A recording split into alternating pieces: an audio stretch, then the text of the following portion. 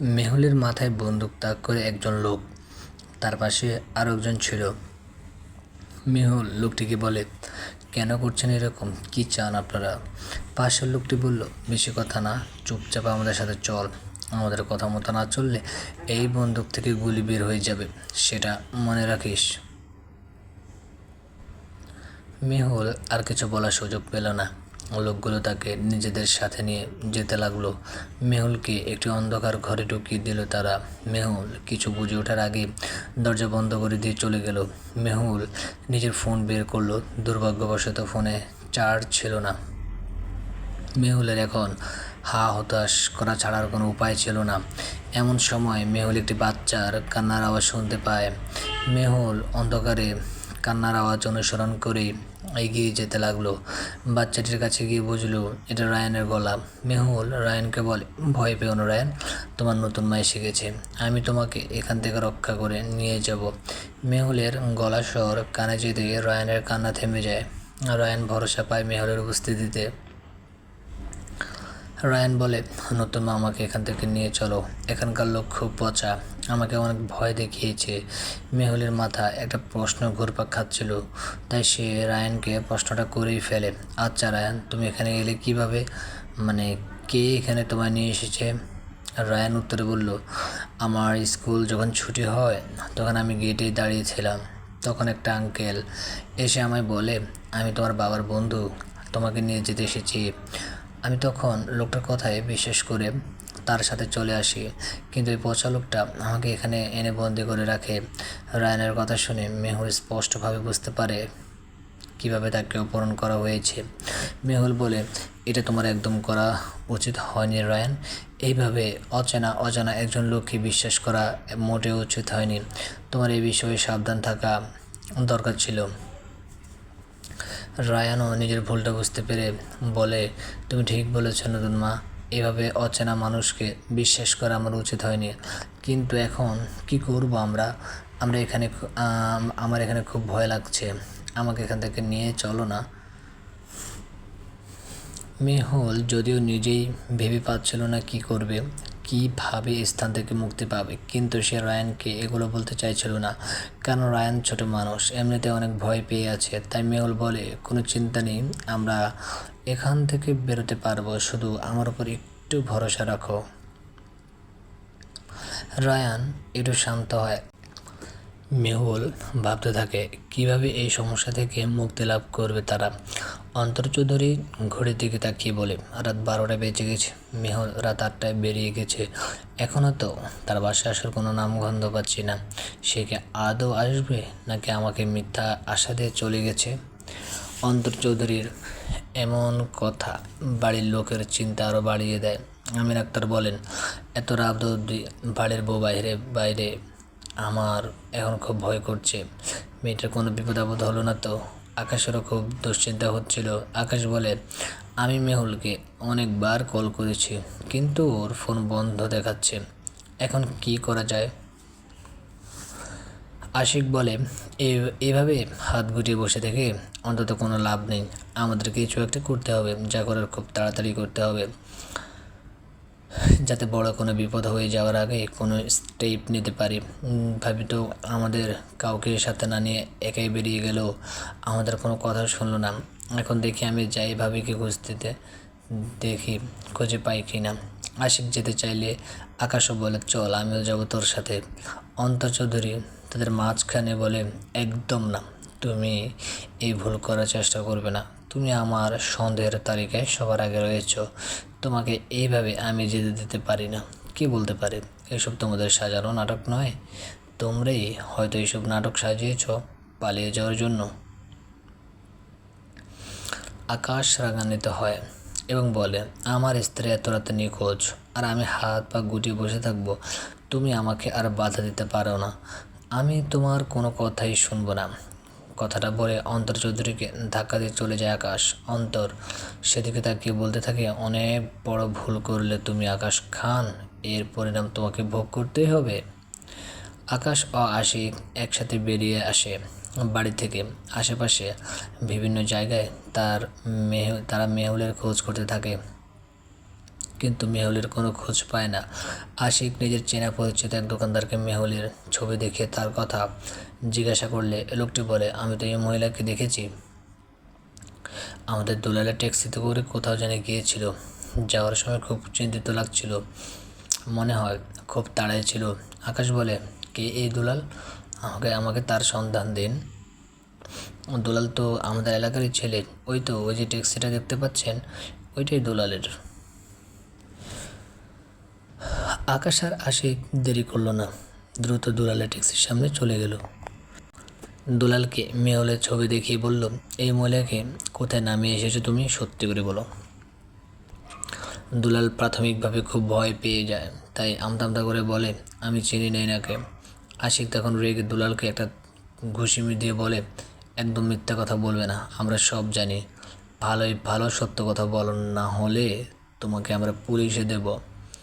দুলাল এবার অনেক বেশি ভয় পেয়ে যায়, তাই সে বলে, আপনারা আমার ট্যাক্সিতে উঠুন, আমি আপনাদের সেই স্থানে পৌঁছে দিচ্ছি যেখানে এই ম্যাডামকে নামিয়ে দিয়ে এসেছি। দুলালের কথা শুনে আকাশ ও আশিক তার ট্যাক্সিটিতে উঠে পড়ে। দুলাল ট্যাক্সি চালানো শুরু করে। আকাশ মনে মনে বলে, তুমি আর কোনো চিন্তা করো না মেহুল, আমি আসছি তোমাকে বাঁচানোর জন্য। অন্যদিকে মেহুল রায়ানকে নিজের কোলে নিয়ে বসে আছে।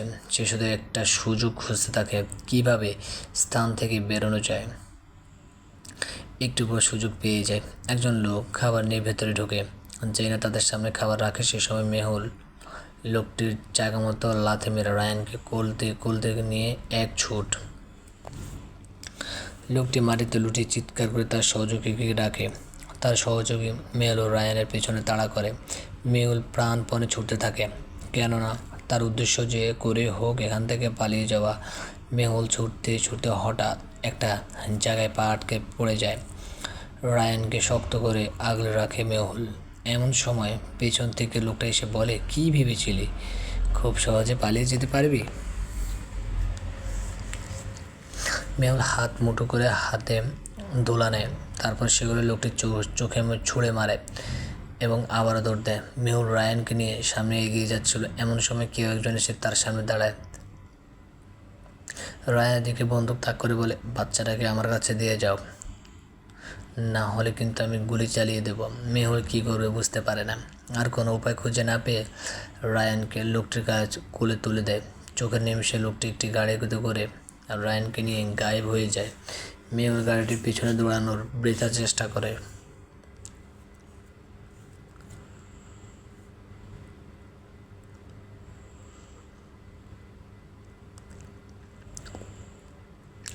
মেহুল হতাশ হয়ে যায়, এত কিছু করেও সে রায়ানকে রক্ষা করতে পারল না।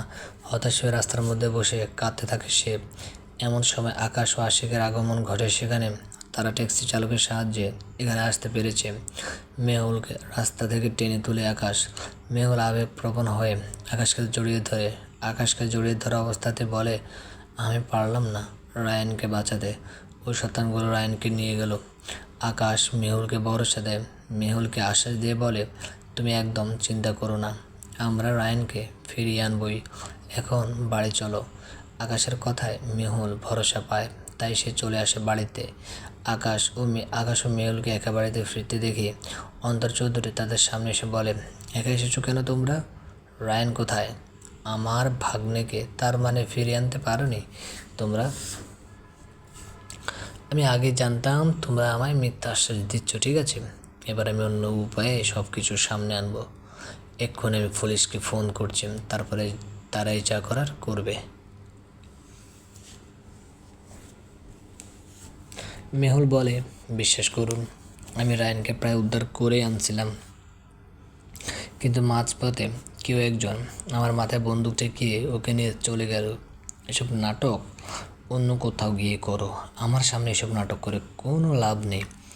আমি খুব ভালো করে জানি আকাশ রয়েছে এসবের পেছনে, এখন তো এর প্রমাণও আমার হাতে আছে। আশিক বলে, কী প্রমাণ আছে তোমার হাতে বলো, আমাদেরও দেখার সুযোগ করে দাও সে প্রমাণ।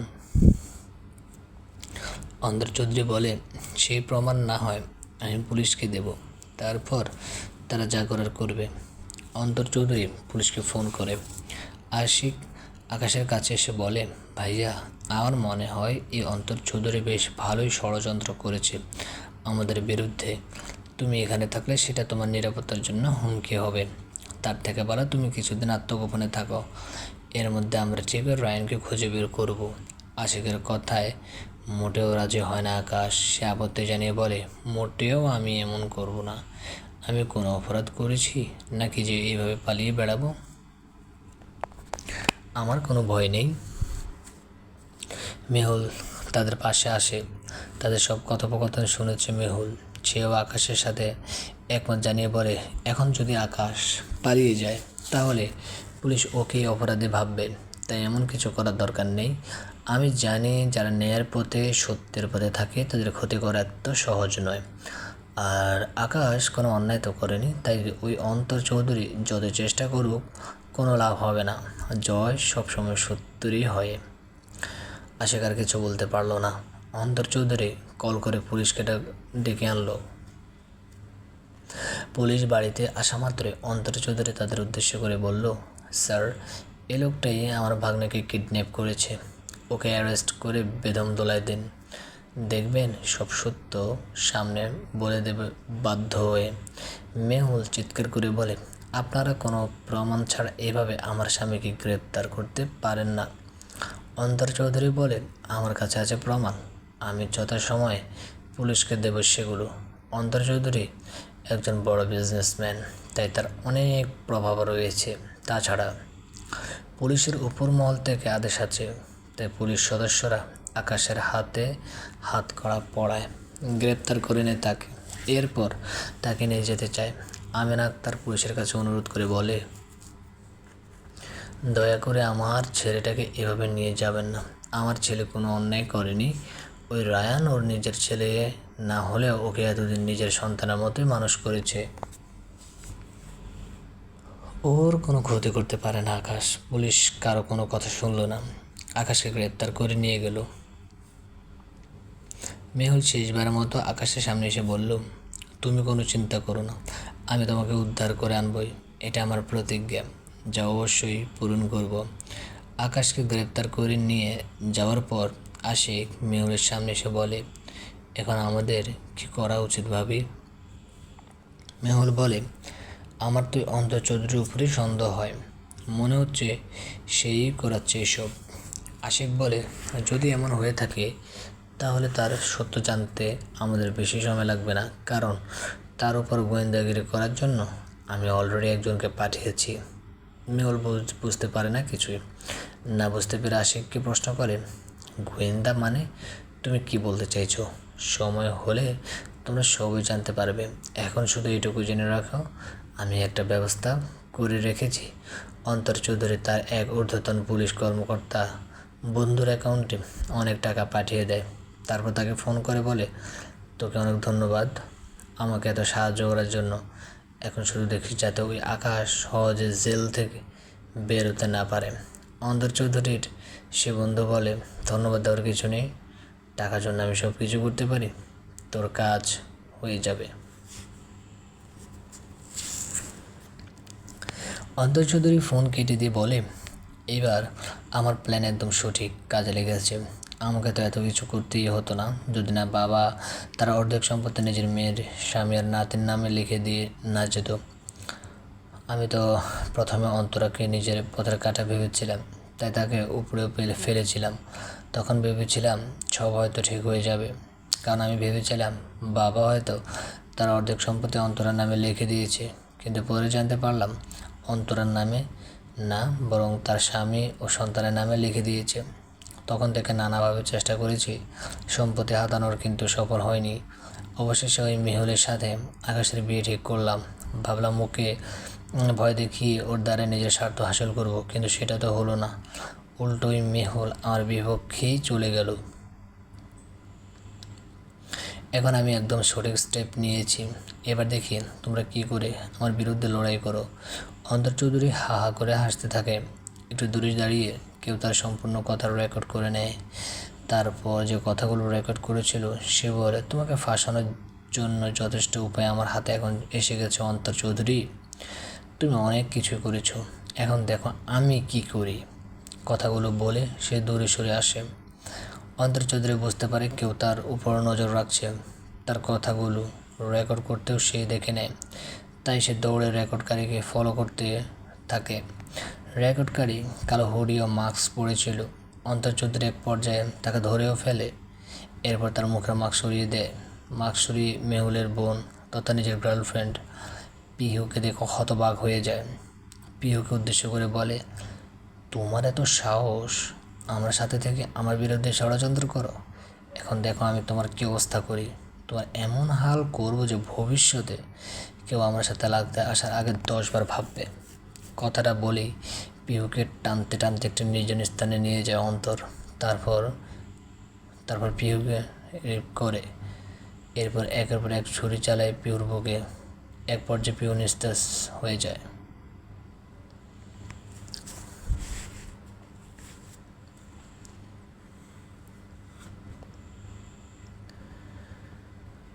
আশিকের ফোনে একটি ভিডিও আসে। মূলত পিহুই তাকে ভিডিওটি পাঠিয়েছে। পিহু আশিকের অনেক বছরের গোপন রিলেশনশিপ, তাদের এই সম্পর্কের কথা কেউ জানে না। আশিক যখন সন্দেহ করে যে অন্তর চৌধুরী তাদের পরিবারের বিরুদ্ধে কোনো ষড়যন্ত্র করছে, তখন পিহুকে লাগিয়ে দেয় তার পেছনে। উদ্দেশ্য ছিল যে করে হোক অন্তরের মুখোশ উন্মোচন করা তথা তার কী পরিকল্পনা সে সম্পর্কে খোঁজ খবর রাখা। ভিডিওটি দেখে আঁতকে উঠে আশিক, কারণ সেখানে অন্তর চৌধুরী নিজের সব কৃতকর্মের দায় স্বীকার করে নিয়েছে। কিন্তু ভিডিওর শেষ দিকে দেখা যাচ্ছে অন্তর চৌধুরী পিহুকে ফলো করছে। এটা দেখে ভয় পেয়ে যায় আশিক। তৎক্ষণাৎ বেরিয়ে পড়ে পিহুকে বাঁচানোর উদ্দেশ্যে। আশিক ভিডিওতে দেখতে পাওয়া স্থানটিতে চলে আসে। রাস্তার মধ্যে রক্ত দেখতে পেয়ে ভয়ে পেয়ে যায় আশিক। দেখে মনে হচ্ছে কি কেউ কিছু একটা টেনে টেনে নিয়ে গেছে রাস্তা দিয়ে। সেই রক্তের দাগ অনুসরণ করে আশিক চলে আসে একটি কবরস্থানে। সেখানে এসে দেখতে পায় অন্তর চৌধুরী একটা কবরের মাটি খুঁড়ছে। আশিক ভালোভাবে তাকিয়ে দেখতে পায় পিহু মাটিতে পড়ে আছে, অর্থাৎ পিহুর দেহ। কিন্তু আশিক বুঝতে পারছিল না পিহু বেঁচে আছে কি না। এমনকি সে এটাও ঠাহর করতে পারছিল না যে অন্তর চৌধুরীর সামনে যাওয়া উচিত হবে কি না। কিছু সময় ভেবে আশিক সিদ্ধান্ত নেয় পুলিশকে ফোন করবে, কারণ অন্তর চৌধুরীর বিরুদ্ধে সব প্রমাণ আছে তার হাতে। আশিক তার সময় নষ্ট না করে পুলিশকে ফোন দেয়। পুলিশকে ভিডিওটা পাঠায়, সাথেও বলে এখনই উক্ত কবরস্থানে চলে আসতে। আশিক অন্তর চৌধুরীর দিকে তাকিয়ে বলে, অনেক পাপ করে ফেলেছো তুমি মিস্টার অন্তর চৌধুরী, কিন্তু আর নয়। এবার তোমার সব পাপ বিনাশের পালা। আজ তোমাকে আমি উপযুক্ত প্রমাণ সহ পুলিশের হাতে তুলে দেব। পুলিশের আসতে দেরি হচ্ছিল। এর মধ্যে অন্তর চৌধুরী পিহুর দেহটা কবরে রেখে দিচ্ছিল, যার কারণে আশিক ভয় পেয়ে যায়, কারণ পিহু বেঁচে থাকার যথেষ্ট চান্স রয়েছে। আশিক আর বেশি কিছু না ভেবে দৌড়ে চলে গেল অন্তর চৌধুরীর সামনে। তারপর তাকে একটা ধাক্কা দিয়ে দড়ি সরিয়ে দিয়ে রাগী গলায় বলে, তুই কি করেছিস আমার পিহুর সাথে? ওর কিছু হয়ে গেলে কিন্তু আমি তোকে ছাড়বো না, এই কথাটা মাথায় রাখিস। অন্তর চৌধুরী বাঁকা হেসে বলে, আর কোনো কিছু করাই বাকি রাখেনি। তুই কী ভেবেছিলি নিজের প্রেমিকাকে দিয়ে আমার উপর নজরদারি করবি আর আমি কিছুই বুঝতে পারবো না? ভুল ভেবেছিলি তুই। দেখ তোর প্রেমিকার আমি কি হাল করেছি, এতক্ষণে হয়তো মরেও গেছে। আশিক পিহুকে আগলে নেয়। পিহুর দেহটা জড়িয়ে কান্না মিশ্রিত গলায় বলে, তোমার কোনো ক্ষতি আমি হতে দেব না। পিহু চোখ খোলো। পিহুর পালস রেট চেক করে আশিক বুঝতে পারে সে এখনও বেঁচে আছে। তাছাড়া পিহুর নিঃশ্বাস ততক্ষণও চলছিল। এর মধ্যে পুলিশ সদস্যরা সেখানে উপস্থিত হয়। তারা পুরো কবরস্থান চারিদিক থেকে ঘিরে নেয়। অন্তর চৌধুরীর পালানোর আর কোনো পথ খুঁজে পায় না। পুলিশের কাছে অন্তর চৌধুরীর বিপক্ষে যথেষ্ট প্রমাণ থাকায় পুলিশ তাকে গ্রেপ্তার করে। আশিক পুলিশ অফিসারদের বলে, একটা গাড়ি ব্যবস্থা করুন প্লিজ, এই মেয়েটাকে এক্ষুনি হাসপাতালে নিয়ে যেতে হবে, না হলে ওকে বাঁচানো যাবে না। পুলিশ তাদের সাথে করে আনা একটা গাড়ির ব্যবস্থা করে দেয়। আশিক পিহুকে নিয়ে যেতে ধরে, তখন অন্তর চৌধুরী বলে, আজকের কাজটা তুই ভালো করলি না আশিক? কী ভেবেছিস আমি জেলে গেলে তুই খুব ভালো থাকবি? সেটা হবে না। আমি এক না একদিন জেলের বাইরে আসবই। আমার সর্বোচ্চ কয়েক বছর কারাদণ্ড হবে, তারপর ঠিকই ফিরতে পারবো। যেদিন আমি ফিরবো সেদিন তোকে আর না হয় তোর সন্তানদের জীবনের সর্বনাশ নিয়ে আসবো, এটা আমার ওয়াদা। পুলিশ অন্তর চৌধুরীকে টানতে টানতে নিয়ে যায়। আশোক ও পিহুকে নিয়ে হাসপাতালে নিয়ে যায়। মেহুলের ফোনে কেউ একজন কল করে। মেহুল ফোনটা রিসিভ করা মাত্রই রায়ানের গলা শুনতে পায়। রায়ান বলে, নতুন মা, আমাকে বাঁচাও। এরা সবাই কোনো একটা জায়গায় আমাকে বন্দি করে রেখেছে। মেহুলের মনে পড়ে যায় কয়েকদিন আগে সে রায়ানকে নিজের ফোন নম্বর মুখস্থ করিয়ে দিয়েছিল, তাই হয়তো সে কল করতে পেরেছে। মেহুল আর দেরি না করে আকাশকে সব কিছু জানায়। আকাশ তার এক বন্ধুকে কল সেন্টারে কাজ করে, তার মাধ্যমে ফোন করে লোকেশন বের করে নেয়। লোকেশন পাওয়া মাত্রই রায়ানকে আনার জন্য আকাশ ও মেহুল ছুটে চলে যায়। একটি পুরাতন গুদাম ঘরের সামনে দাঁড়িয়ে আছে দুজন। আকাশ ও মেহুল পুলিশকে জানিয়ে রেখেছিল, তাই একটু পর পুলিশ এসে উপস্থিত হয়। পুলিশের সাহায্যে তারা দুজনে গুদাম ঘরের ভেতরে প্রবেশ করে। ভেতরে অনেকগুলো গুন্ডা ছিল। পুলিশ অনেক লড়াই করে রায়ানকে উদ্ধার করেন। রায়ানকে ফিরে পাওয়া মাত্রই তাকে কোলে নেয় মেহুল। রায়ান মেহুলকে বলে, আমি জানতাম নতুন মা তুমি আমাকে বাঁচাতে পারবে।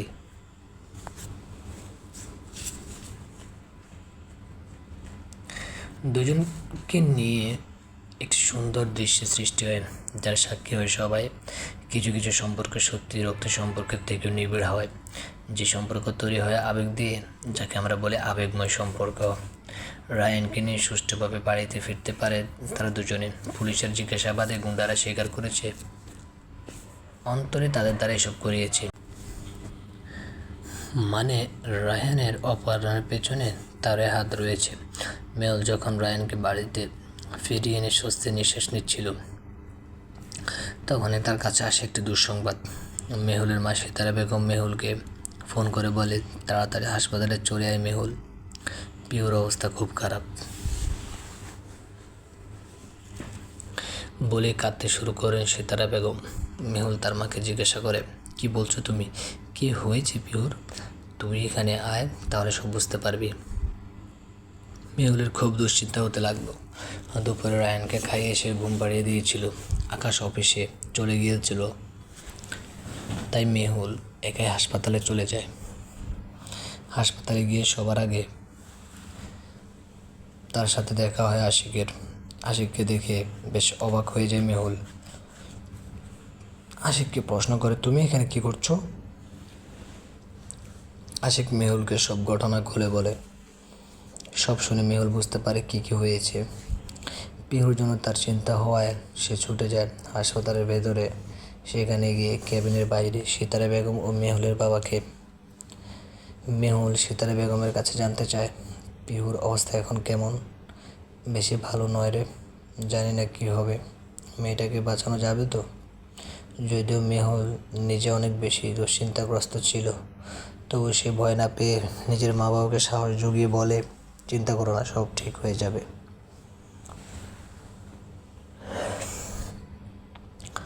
আসলে কি সব ঠিক হবে? এই চিন্তা ঘটছিল সকলের মাথার মধ্যে। পিহুর অসুস্থতার মধ্যে ডাক্তার আরও একটি খারাপ সংবাদ দেয় যে পিহুকে রেপ করা হয়েছে, যা শুনে সবাই হতবাক হয়ে যায়।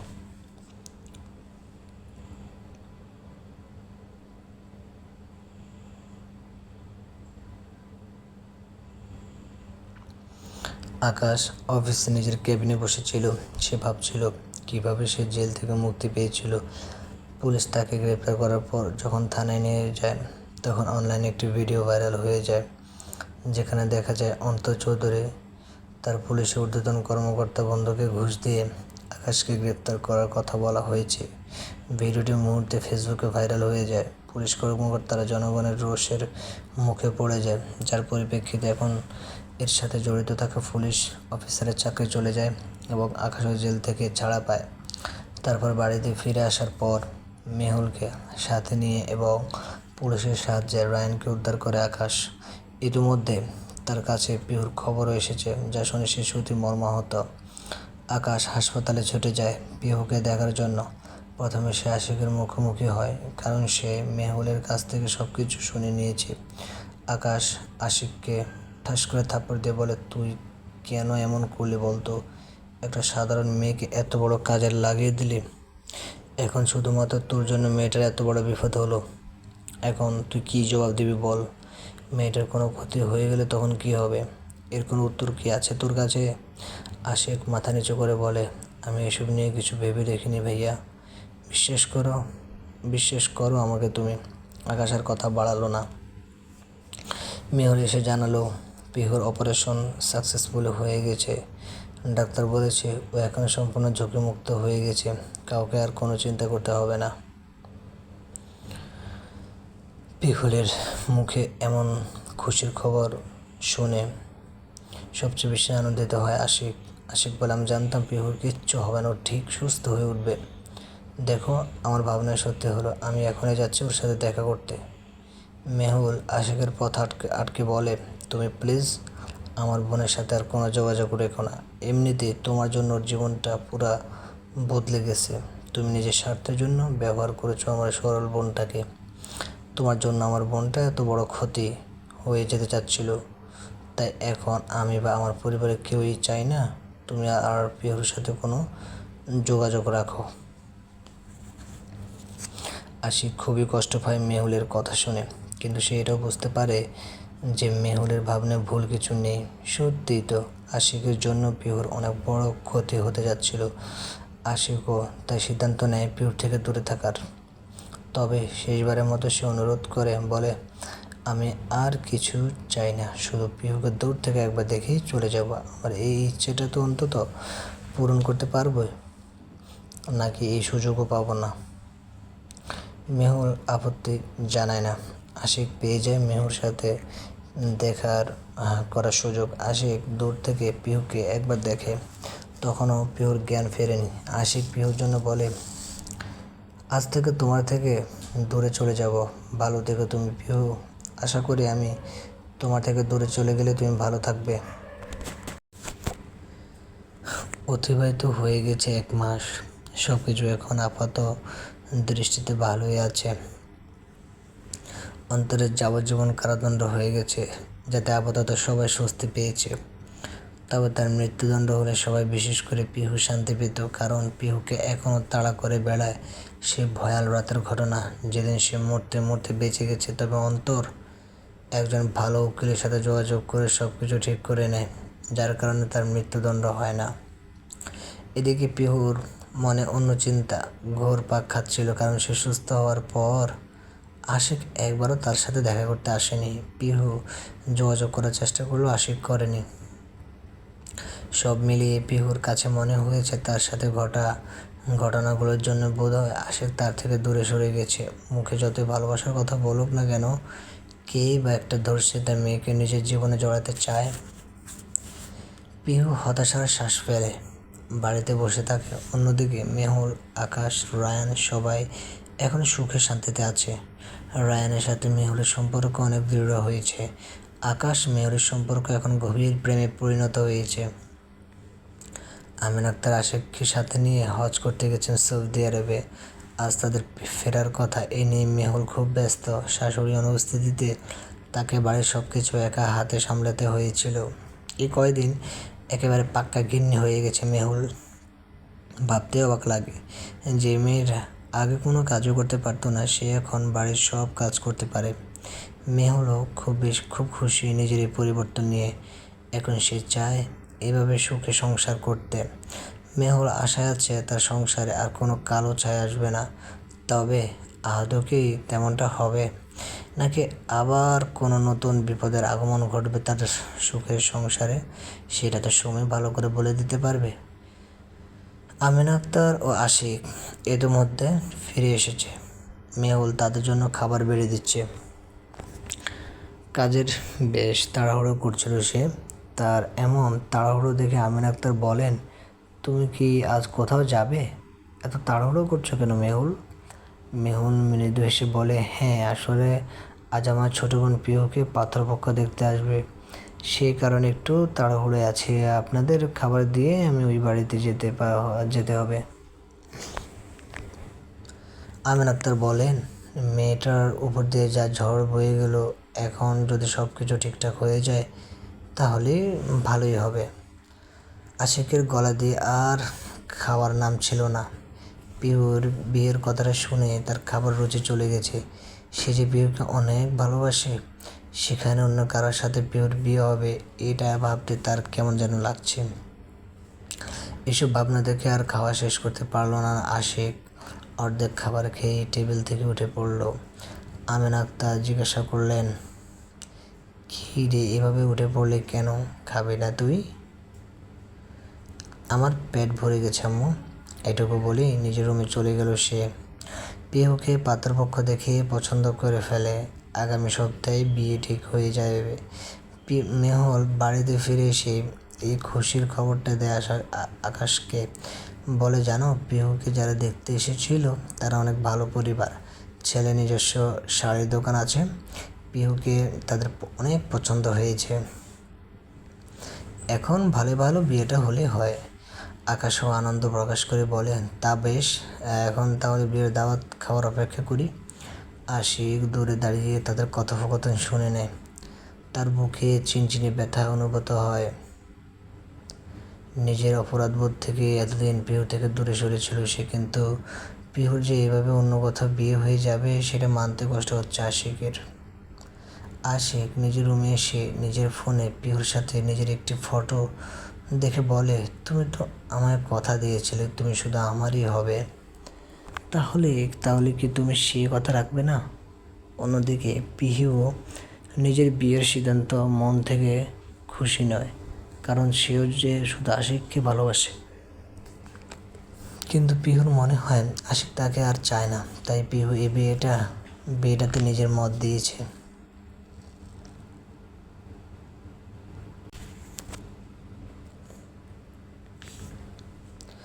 আশিক আর ঠিক থাকতে পারছিল না। বিশেষ করে পিহুর বিয়ের কথা শোনার পর থেকে সে নিজেকে সামলাতে পারছে না। অনেক ভেবে দীর্ঘদিনের দূরত্ব ভাঙ্গার পণ করলো সে। আশিক নিজে থেকে ফোন দিল পিহুকে। প্রথম দুইবার রিং হয়ে কেটে যাওয়ার পর তৃতীয়বারের বেলায় ফোনটা রিসিভ করে পিহু।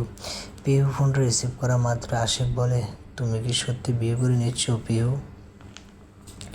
এতদিন পর আশিকের গলা শুনতে পেয়ে অদ্ভুত প্রশান্তি আসে পিহুর মনে।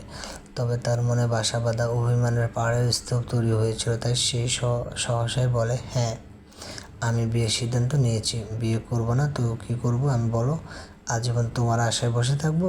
এটা একটা কথা বলো তো, আমার সাথে এই ঘটনা ঘটার পর একবারও কি তুমি আমার সাথে যোগাযোগ করেছো? আমি শুধু আমি শুধুমাত্র তোমার জন্য নিজের জীবনের ঝুঁকি নিয়ে ওই অন্তর চৌধুরীর সাথে নাটক করেছিলাম। নিজের সম্ভ্রম হারিয়েছি, মরতে মরতে বেঁচেছি, আর তুমি কিভাবে পারলে আমার সাথে এমন করতে? আশিক এর উত্তরে কী বলবে সেটা বুঝতে পারছিল না। সত্যিই তো তার উচিত ছিল পিহুর সাথে একবার দেখা করা। অন্যদিকে আশিককে চুপ থাকতে দেখে পিহু বলে, তুমি চুপ করে আছো কেন? আমার প্রশ্নের কোনো উত্তর কি নেই তোমার কাছে? আশিক বলে, আমি অপরাধ বোধ থেকে তোমার সাথে যোগাযোগ রাখিনি। তোমার আপু, তোমার পরিবারের কেউ চায়নি আমি তোমার সাথে যোগাযোগ রাখি, আর তাই। পিহু তাচ্ছিল্য মিশ্রিত গলায় বলে, এসব অজুহাত দিয়ে লাভ নেই। তুমি চাইলে আমার সাথে যোগাযোগ করতে পারতে, কিন্তু তুমি সেটা করোনি। আর আমি কি না এখনও তোমাকে ভালোবাসি, চাইলেও কি বলতে পারছি না। যাই হোক, আমি তোমাকে আরেকবার সুযোগ দিতে চাই। যদি তুমি আমাকে পেতে চাও তাহলে আমার বাড়িতে বিয়ের প্রস্তাব নিয়ে এসো, আর না হয় পালিয়ে নিয়ে যাও আমাকে। যদি এমন না করো তাহলে আমাকে চিরকালের জন্য মতো হারাবে। এখন সিদ্ধান্ত সম্পূর্ণ তোমার হাতে, তুমিই ভেবে দেখো কী করবে। আশিককে কিছু বলার সুযোগ না দিয়ে পিহু কলটা রেখে দেয়। আশিক কিছু বলতে পারে না, সে শুধু হতাশার নিঃশ্বাস ফেলে। এমন সময় মেহুল আশিকের রুমের দরজার বাইরে থেকে বলে, ভেতরে আসতে পারি? আশিক বলে, হ্যাঁ ভাবি, আসো। মেহুল ভেতরে এসে বলে, আমি দরজায় দাঁড়িয়ে তোমাদের সব কথা শুনেছি। তুমি পিহুর সাথে তো ফোনে স্পিকার অন করে কথা বলেছিলে। শোনো একটা কথা, আমি বলে দিতে চাই, পিহু তোমাকে যেসব সাজেশন দিল তার একটাও কাজ করবে না। আমার পরিবারে বিয়ের সম্বন্ধ নিয়ে গেলে তারা সরাসরি না করে দেবে, কারণ একে তো তোমার জন্য আজ আমার বোনের এই অবস্থা হয়েছে, তার উপর তুমি এখনও বেকার। কিসের ভরসায় আমার বোনকে তোমার হাতে তুলে দেবে? আমার মা বাবা আর পালিয়ে বিয়ে করার কথা একদমই ভাববে না। তুমি নিজেই তো চলো নিজের ভাইয়ের টাকায়, আর বোনের খেয়াল রাখার কোন মুরুদ আছে কি তোমার? না, নেই। তাই ভালো হবে যদি তুমি পিহুকে ভুলে যাও। আমার এটুকুই বলার ছিল। মেহুল আর না দাঁড়িয়ে থেকে নিজের রুমে চলে যায়। আশিক দাঁড়িয়ে মেহুলের বলা কথাগুলি ভাবতে থাকে। মেহুলের কথাগুলো তার ঠিক মনে হয়, তাই আশিক সিদ্ধান্ত নেয় সে ভুলে যাওয়ার চেষ্টা করবে পিহুকে। এটাতে হয়তো সবার ভালো হবে। কয়েকটা দিন সুন্দরভাবে অতিবাহিত হয়েছে। আজ পিহুর গায়ে হলুদ। গোটা বাড়িতে এ নিয়ে উৎসবমুখর পরিবেশ বিরাজ করছে। খুশি নেই শুধু পিহুর মনে, কারণ আশিক এখনও কোনো পদক্ষেপ নেয়নি। পিহু তো নিজে আশিককে সাজেশন দিয়ে রেখেছিল, কিন্তু আশিক কী করবে সেই ব্যাপারে কিছু স্পষ্ট করে বলেনি। বাড়িতে ভিড় সম্বন্ধ নিয়ে আসেনি, আর না তো পালিয়ে ব্যাপারে যাওয়ার কিছু বলেছে। সব কিছু মিলিয়ে তাই হাহুতাশ করে পিহু। এখন হয়তো আর কিছু করার নেই, তাকে বিয়েটা করে নিতেই হবে। পিহুর গায়ে হলুদ উপলক্ষে মেহুল আর রায়ান, আমিন আক্তারও এসেছে এই বাড়িতে। পিহুকে গায়ে হলুদের জায়গায় বসানো হয়েছে। একে একে সবাই তার গায়ে হলুদ লাগিয়ে দিচ্ছে। সবার শেষে মেহুল পিহুর গায়ে হলুদ মাখিয়ে দিল। তারপর পিহুকে বলল, আমরা যা করছি তোর ভালোর জন্য করছি পিহু। আশা করি তুই এই বিয়েতে অনেক সুখী হবি। অতীত আঁকড়ে বাঁচার চেষ্টা করিস না। আমি জানি তুই এখনও আশিককে ভালোবাসিস, কিন্তু বিশ্বাস কর বোন, আশিক তোর জন্য ঠিক না।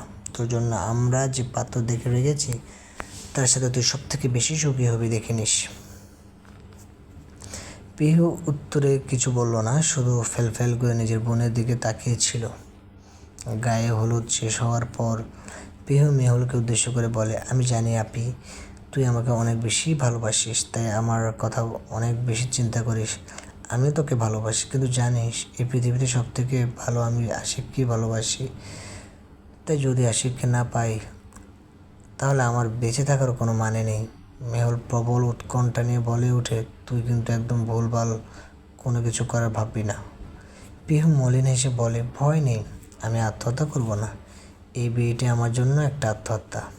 মেহুল বুঝতে পারলো পিহু সত্যি অনেক ভালোবাসে আশিককে, তবে মেহুল চায় না পিহুর সাথে আশিকের মিল হোক, তাই সে আর এই ব্যাপারটা খোলা করলো না। শুধু বলল, বিয়ের আগে শুধু এমন মনে হবে, বিয়ের পর দেখি সব ঠিক হয়ে যাবে। তখন যে স্বামীকে ছাড়া আর কাউকে ভালো লাগবে না।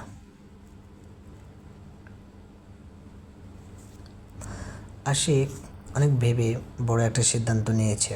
পিহুকে ভুলে থাকা তার পক্ষে সম্ভব নয়, তাই আজ সে পিহুকে নিয়ে পালিয়ে যাবে। এটাই এখন তার হাতে শেষ উপায়। আশিক অনেক ভেবে দেখে আগামীকাল পিহুর বিয়ে হবে, তাই আজকে তাকে পিহুকে নিয়ে পালাতে হবে। যেইভাবে সেই কাজ। আশিক সব বন্দোবস্ত করে রাখে, পিহুকে ফোন করে বলে আজ পালিয়ে যাওয়ার জন্য প্রস্তুত থাকতে। সেদিন রাতে আশিক ছুটে যায় পিহুকে নিয়ে পালিয়ে আসতে। পিহু তৈরি ছিল পালিয়ে যাওয়ার জন্য। আশিক বাড়ির বাইরে এসে পিহুকে ফোন দিয়ে বলে, আমি এসে গেছি, তুমি তাড়াতাড়ি বাইরে চলে আসো। পিহু ঘর থেকে বের হতে যাবে, এমন সময় মেহুল এসে ঘরের দরজা বন্ধ করে দেয়। মেহুল বলে, কি ভেবেছিলি তোদের পরিকল্পনা আমি কিছু জানবো না? দেখ পিহু, আমি যা করছি তোর ভালোর জন্যই করছি, তাই তুই আর এ নিয়ে কোনো বাড়াবাড়ি করিস না।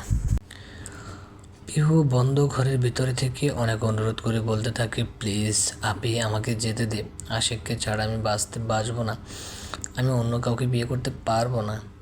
মেহুল পিহুর কোনো কথাই শোনে না, বরঞ্চ সে বাইরে এসে আশিককে বলে, চলে যাও তুমি এখান থেকে, আমার বোন কোথাও যাবে না তোমার সাথে।